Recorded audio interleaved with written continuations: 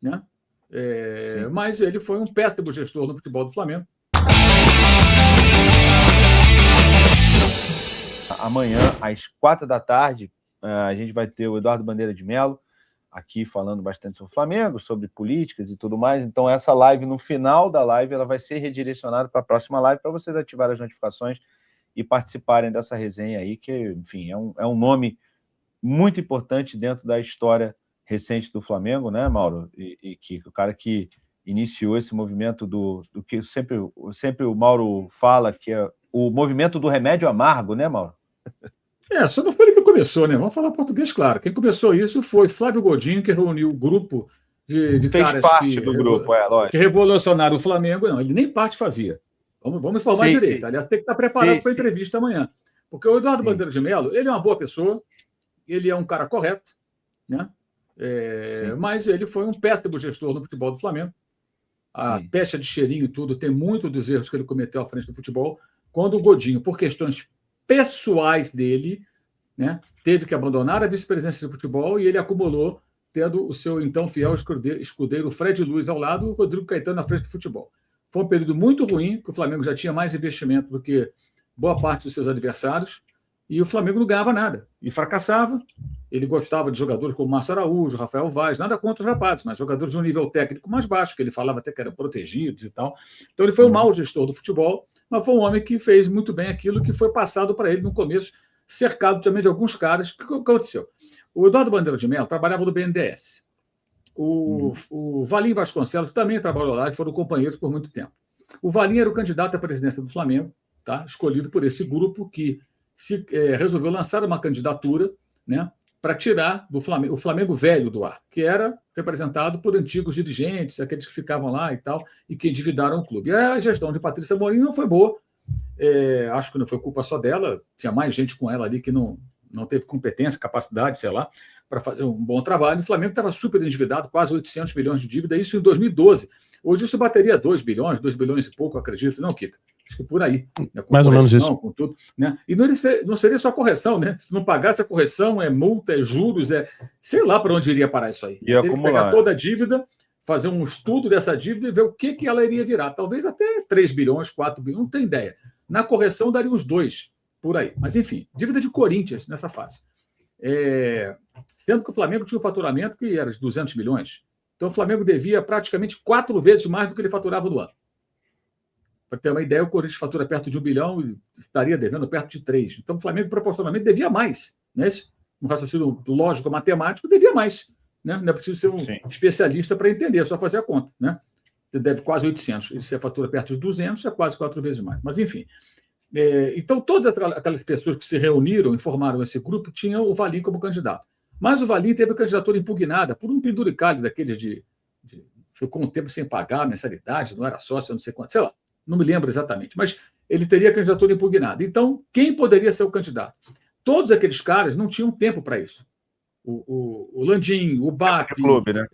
Tempo de esses clube. caras, os caras não tinham tempo, não tempo para se dedicar à presidência.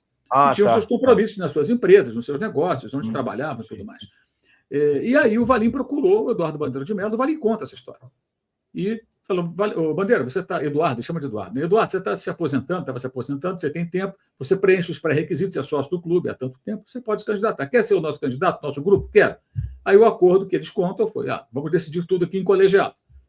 E puseram o Bandeira de Mello. Cara, faltavam 24 dias para o pleito. 24 dias. Nada contra o Eduardo Bandeira de Mello, mas se colocasse eu, você, o Kika, essa garrafa aqui para concorrer, ganharia. A ideia de quem votou, isso não é um demérito dele, não. Isso é demérito dos caras que estavam lá. As pessoas queriam tirar aquela turma de lá. E esses homens se apresentaram como uma alternativa para mudar o Flamengo. É o que eles prometiam. Então o sócio pensou, cara, vamos dar um voto de confiança nesses caras, porque estão acabando com o Flamengo, porra. Não é isso? O Flamengo era uma chacota o tempo todo. E o Bandeira foi eleito. Né? E depois houve uma cisão, eles se desentenderam na versão daqueles que saíram, o BAP entre eles, né? Landim também entre eles. Ele estaria tomando decisões sem participar do colegiado, enfim. Aí cada um tem a sua versão, não vou entrar nesse pormenor. O Bandeira de Mello teve um mérito, para mim, indiscutível. Ele pegou uma receita que ele recebeu, ele tinha gente com ele ainda competente, que permaneceu com o grupo, muita gente qualificada, e ele seguiu à risca a receita do bolo. A receita é: não gastar mais do que arrecada é pagar as dívidas. Isso ele foi muito correto. E foi muito atuante. Estou fazendo elogios ao Bandeira de Mello. É até bom para os caras que acham que você não gosta da Bandeira, critica. Não, eu critico o que é para criticar, elogio o que é para elogiar. Comecei falando da honestidade dele, sempre pareceu uma pessoa muito correta. Tá? E ele depois foi muito atuante do Profut, que foi bom para o Flamengo e para vários clubes, para muitos, que era o novo refis, digamos assim, né? Uma nova chance de renegociar dívidas. Ele foi muito atuante, foi para Brasília. Na época ele falava muito comigo. Eu conversava com ele e tal, passava informação, tudo, me informava, divulgava as boas notícias do Flamengo, eu e outros colegas também, que era importante. Isso foi muito relevante no contexto e foi muito bem feito na gestão dele, que era passar boas notícias. O Flamengo reduziu a dívida. Isso ou era comunicado oficialmente ou alguém fazia uma matéria, isso passava para um jornalista. Eu lembro de uma que eu fiz uma época quando o Flamengo saiu do ato trabalhista. O ato trabalhista, o que é? É uma conta jurídica onde você deposita uma quantia em dinheiro todos os meses, aquele dinheiro fica lá como se fosse uma caderneta de poupança. À medida que as pessoas vão ganhando na justiça contra o clube, no caso, ou elas fazem acordo com o Flamengo, o dinheiro já está lá, já sai, já paga o cara. Né? Então, o Barba trabalhou no Flamengo, tem uma grana para receber e entrou com uma ação. Aí ele tem lá X para receber. Ganhou ou fez um acordo, o dinheiro já sai dali, já paga, acabou, ponto final. Esse é o ato trabalhista. O Flamengo, dado momento, saiu. Aí eu recebi a informação, saiu do ato trabalhista, mas que diabo é isso? Aí eu fui atrás. Falei com o pessoal do jurídico na época, né? Se não me engano, até era o Williman, que hoje é vice-presidente, era ele mesmo, ele era o vice-jurídico. Falei com as pessoas do jurídico, a informação que me passaram, não, nós estamos saindo sim. Mas até que foi com ele que eu falei, faz tempo isso, não lembro se foi com ele, mas falei com alguém do Flamengo, acho que foi com ele, que a memória começa a falhar. E a informação, isso eu tenho certeza, a informação que me passaram foi, que eu publiquei isso. Olha, estamos saindo do trabalhista porque não precisamos mais. Nós temos centenas de ações na justiça, centenas, aos montes, hoje são tão poucas, que o Flamengo tem recursos próprios também para, perdendo uma ação ou fazendo um acordo, né, ele vai lá e paga o que tem que pagar e tudo bem, não tem problema. Então, essas notícias elas eram passadas ao torcedor à medida que as coisas iam acontecendo. E essas boas notícias davam uma oxigenada na expectativa do rubro-negro de ver o Flamengo recuperado. Então, se o time fosse mal, o cara pensava, botar uma merda em campo, mas, cara, os caras estão consertando o Flamengo. A torcida percebia que alguma coisa estava acontecendo. E vira e mexe saiu, a dívida caiu. Às vezes o Bandeira dava uma entrevista, olha, a dívida desceu, já não está tanto, olha, o Profut foi aprovado, passou. Esse montante de grana aqui que devemos ao governo, dinheiro para burro, né? Agora vai ser pago de forma escalonada ao longo dos anos, assim e tal. O Flamengo, na gestão dele, inclusive aprovou a sua lei de responsabilidade fiscal, foi em 2015. Então tem muita coisa boa da gestão do Bandeira de Mello, ele teve participação. Só não acho correto dizer que foi ele o arquiteto da mudança, porque não existe um arquiteto. Foi um grupo de pessoas ao qual ele se juntou e ele fez a sua participação corretamente como presidente do Flamengo. Eu acho que é importante explicar isso, porque eu sou jornalista tem que trabalhar com informação correta. O Flamengo não tem o Messias. Não é o Bandeira, não é o Landim, não é o BAP, não é o Williman, não é o Cláudio Prakovic, não é o Rodrigo Tostes, não é o Langoni, já falecido, que participou também, ex-presidente do Banco Central. Não é nenhum deles, são todos. Todos que colaboraram de alguma maneira. Todos. Todas essas pessoas e várias outras que eu não estou lembrando aqui o nome que participaram. Então, esses caras recuperaram o Flamengo. O Tabet participou também, fazendo um ótimo trabalho na época na parte de comunicação e marketing. Né? A rede social do Flamengo mudou barbaramente para melhor quando o Tabet passou por lá. Então, é importante frisar isso. O Flamengo não tem o Messias. O brasileiro tem sempre a ideia de querer personificar em um homem ou uma mulher, uma pessoa, o salvador da pátria, né? O bom e o ruim, né, Mauro? O bom e o ruim, né? Para o mal também. O Flamengo não tem o Messias. Como a Patrícia Morim não foi a culpada pelo caos. Ela foi uma das pessoas responsáveis porque ela era uma presidente que o Flamengo se endividou na sua gestão. Mas teve vários outros. E pessoas que estavam ao redor também, em cargos importantes, que não foram boas gestoras. Né? Então, o Bandeira ele não é o salvador da pátria do Flamengo, ele não foi ele que salvou o Flamengo, nem foi nenhum desses caras que estão lá. Todos colaboraram e por isso que deu certo. E eu falo isso porque quando alguém fala assim, o Corinthians precisa de um Bandeira. Não, o Corinthians precisa de um grupo de pessoas sérias, bem intencionadas, totalmente desconectadas dessas gestões horrorosas que passaram lá, para pegar o Corinthians, passar limpo e começar tudo de novo. O Flamengo fez isso. Eu estou falando do Corinthians porque é o clube mais endividado do Brasil e eu tenho certeza, mesmo sem ser economista ou coisa parecida, que o Corinthians tem condições de passar, porque eu não sou maluco. O Corinthians tem uma torcida enorme, fanática, engajada, que se chegar para o corintiano e falar o que falaram para o rubro-negro, meu irmão, estamos quebrados. Vamos dar a mão aqui todo mundo, vamos ajudar a sair do buraco. O time não vai ser bom, vamos sofrer um bocado, mas daqui a 4, 5 anos, cara, a gente vai estar forte pra cacete brigando com os caras lá. Eu duvido que o corintiano não abraçasse a causa. Mas aí tem que ter resultado. Ao contrário do que houve no São Paulo recentemente. O São Paulo criou lá um FDIC e a dívida aumentou. Então, o São Paulino, hoje, ele é descrente desse tipo de projeto porque não foi sério. Gestão Casares, né? Agora, se fosse uma coisa que funcionasse, que tivesse dado certo... Agora, para fazer isso, gente, não dá para ter jogador caro, sabe? Não dá para fazer loucura. E aí entra tudo que aconteceu com o Valim na vice de futebol, com o Bandeira na presidência. Hoje eles não são mais amigos, né? Mas na época estavam juntos. E o BAP estava no Flamengo, esse pessoal todo. O Landim foi o vice de planejamento. Foi um cara que participou do planejamento inicial de equacionar financeiro administrativamente o Flamengo. Então, se muita gente trabalhou, esses caras todos colaboraram. O Flamengo teve uma sorte imensa dessas pessoas terem aparecido no caminho do clube. É claro que a gente pode discordar de uma decisão do BAP, do que o Blandim fez atrás, aqui e ali, ou do que o Bandeira fez, é normal. Mas, no geral, eles todos colaboraram muito para o Flamengo sair do buraco. Isso aí o torcedor tem que ter consciência, sabe? E o Flamengo hoje é um clube que é difícil sair do prumo, porque tem essa lei de responsabilidade fiscal aprovada durante a gestão Bandeira de Mello, com a participação também dessa turma toda, todos concordaram e queriam isso. O que é essa lei de responsabilidade fiscal? São itens do Estatuto do Clube que responsabilizam o gestor, até com banimento do clube, bens próprios, inclusive, se ele for um mau gestor, se ele prejudicar o clube. Então, o Flamengo... E isso está, inclusive, é uma das questões que aparece no Refis.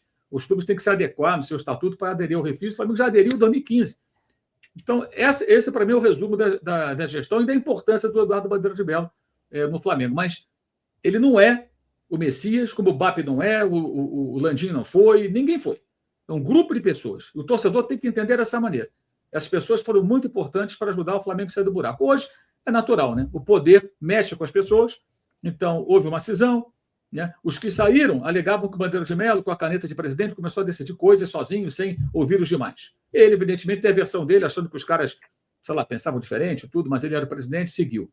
O mais importante ali, nessa cisão, em 2015 mesmo, foi que o Bandeira de Mello, ele continuou cercado de alguns caras muito qualificados, sem dúvida alguma, pessoas muito preparadas na sua gestão, e ele não arredou o pé da política austera do Flamengo.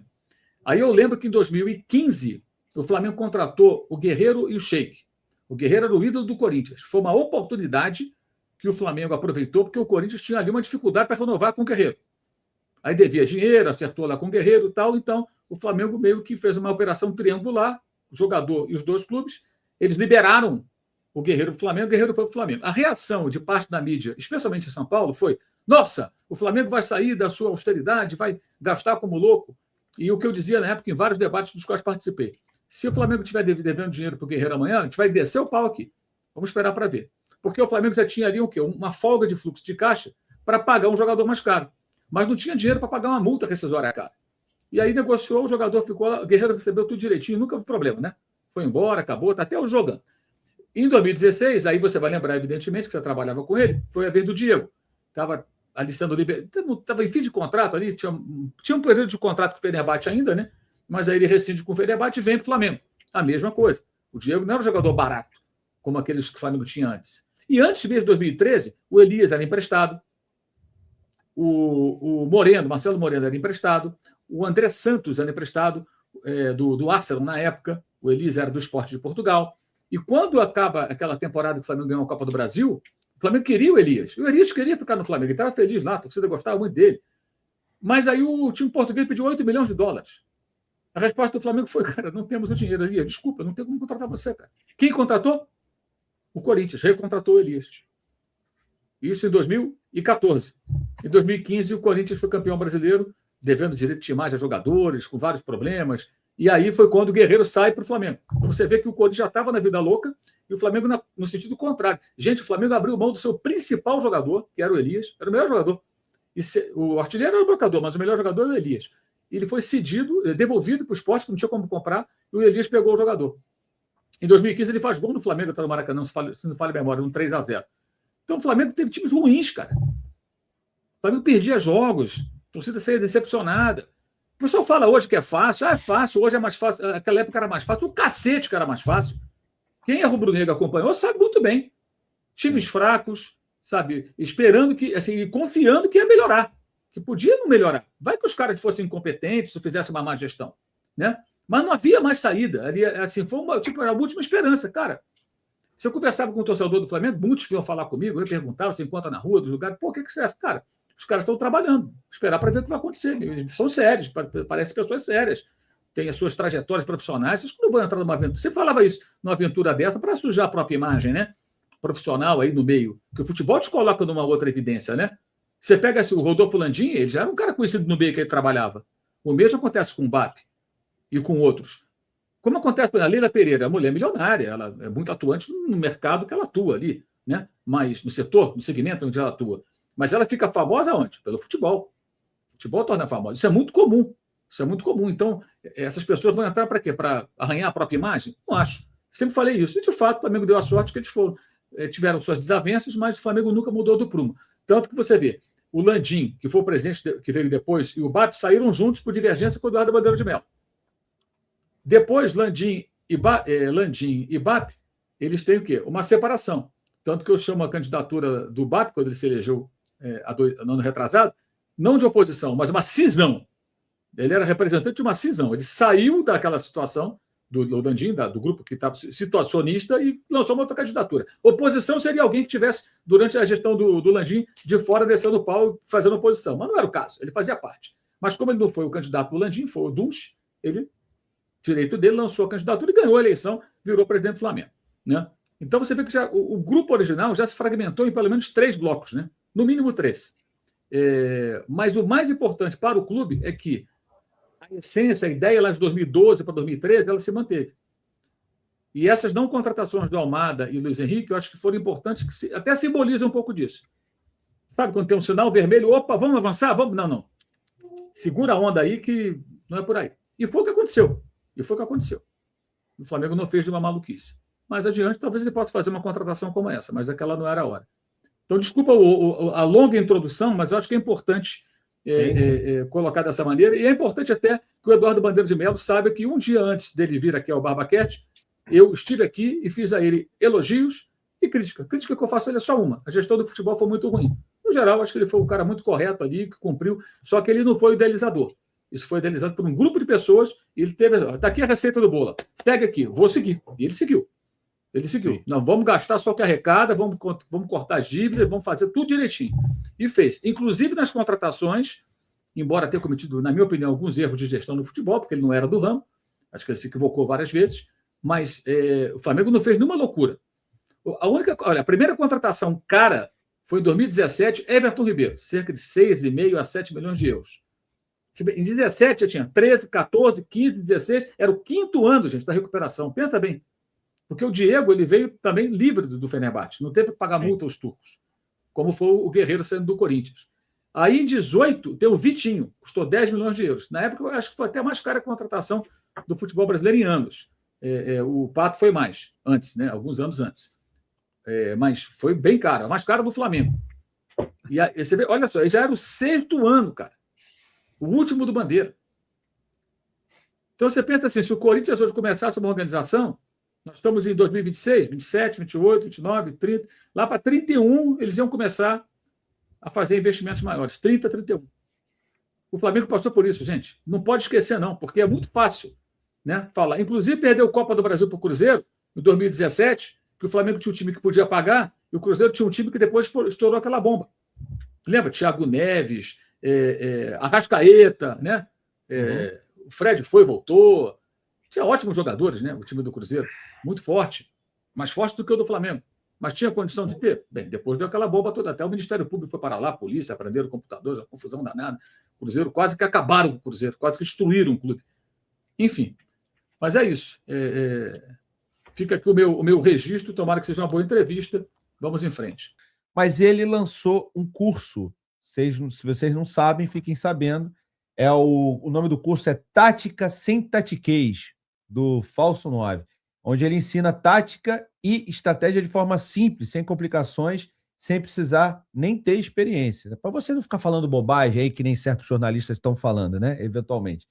E com o cupom BARBA, o curso vai sair por R$ 107 no Pix ou em 12 vezes de R$ 12,96. R$ 12,96. Meu irmão, 12 vezes de R$ 12,96, eu não sei nem o que dá para comprar com isso aí. mas o curso do Falso 9 dá. O link está aqui na descrição.